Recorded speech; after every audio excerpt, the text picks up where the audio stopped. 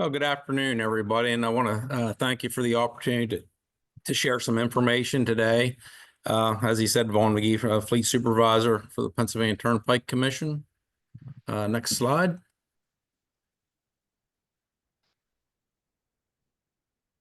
So just a little bit about our system. The PA Turnpike Commission operates a toll road system that began 85 years ago within Pennsylvania. Currently consists of 565 miles, 23 maintenance locations that manage tunnels, interchanges, and bridges. We move about 5,000 or 500,000 people daily, and we employ over 1,300 employees. Next slide. So here's a few charts supporting the need for a debris removal solution. The first chart shows the national and the Pennsylvania fatalities by year. And the second chart shows the annual reported obstruction. So in 2023, we had over 7,200 obstructions on our roadway. Our safety patrol provides safety for disabled vehicles, provides gas to out-of-gas customers. They jumpstart vehicles for stranded customers. And of course, they're responsible for a lot of the debris removal. Next slide. So our view is a clear road is a safe road. If we can keep traffic moving freely, that's our ultimate goal. Debris on the roadway and disabled vehicles are two of our major obstructions that we face. And a lot of times that can cause secondary accidents and backlogs. So in 2020, the Fleet Division was tasked with coming up with a solution to deal with, to safely deal with the roadway debris. Previously, we would manage or manually drag off debris and remove debris running across travel lanes.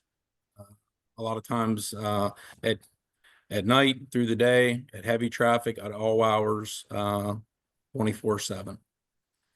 So our 3/4 ton trucks were outfitted with push bumpers, and we came up with the idea of modifying it to remove debris while still being able to use it as a push bumper. And the pictures kind of show a couple of the instances that we commonly run across. Next slide. So early on, we realized once we get into it a little bit deeper that it was something that we weren't going to be able to bring to the market or bring to fruition quickly enough with the resources that we had. So we took the idea to JTech and to build the first unit. Our safety patrols are active 24/7, and these vehicles travel over 150,000 miles per year. So we wanted a unit that was, always installed on the vehicle. We wanted it to be able to work with our current chassis, which was a 3/4 ton 2500 Chevy. And we wanted to make sure that the unit would get underneath all the debris, so that we weren't losing debris and running over it or having to make multiple passes. And the third criteria, or the fourth criteria, was we wanted to still be able to push vehicles off the roadway. Some of the things that we ended up doing was with the wings of the push bumper, being able to move them forward. That was one of the things that is key to the success of it, so that we don't lose things off to the side. It captures everything kind of like a V-plow does, and we can safely remove that stuff from the roadway. These pictures here is the inside of what our operator station looks like. The lane blade controls and the screen are all easily accessible from the driver's seat. Also, you can see there the controls for the message board and the light bar are at the operator's fingertips. The screen and the camera system gives the operator a bird's eye view of what the unit is collecting. Next slide. Here's a picture. The top picture is a picture of the front-facing camera. It's a wide-angle camera that allows you to be able to see everything in front of the vehicle. We also have our vehicles outfitted with thermal imaging, so we can see any type of heat or anything at an active accident scene. Next slide.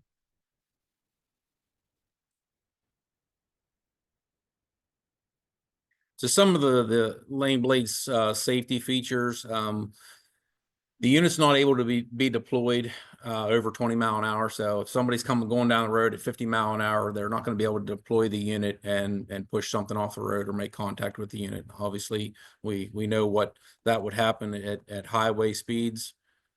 We initially wanted that to be 40 mph, but through testing and some of the the larger debris that we faced, 20 mph seemed to be the safe place to put that.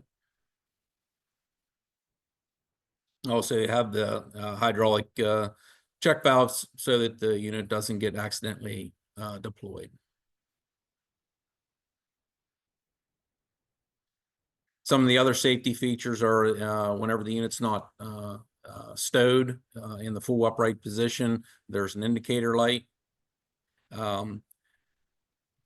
All of our vehicles are in constant communication with our traffic operations center whenever dealing with this incident. So when the responder activates our warning lights, motorists are notified through the Waze system of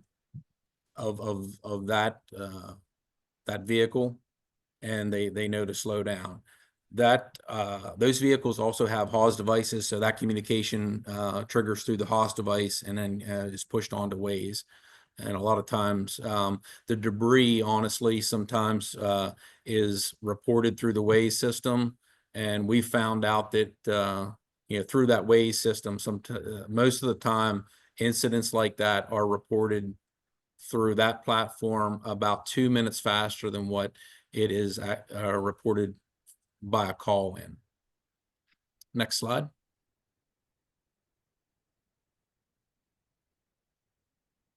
Okay, some of our policies, the vehicle operator, whenever they come up on a debris, they pull off to the shoulder, assess the situation, they wait for a gap in traffic, and once they are free and clear, they move out into traffic, collect the debris, move it off the side of the road. If it takes multiple passes, they'll back up on the shoulder and make as many passes as they can to remove the obstructions. If they're in a tunnel, of course, they collect the debris and they push that to the end of the tunnel off to the shoulder. And then that's either collected at that time, or, if it's something that's too big, we've got some female drivers that, wouldn't be able to remove a full-size deer or bear or something like that. That is left for the maintenance crews on the next shift. Next slide. As far as training, all of our operators and our supervisors are trained on this piece of equipment, so that everyone knows, how it's to be used, how it works, and that we are sending a clear message and a constant message to everyone on our system. Next slide.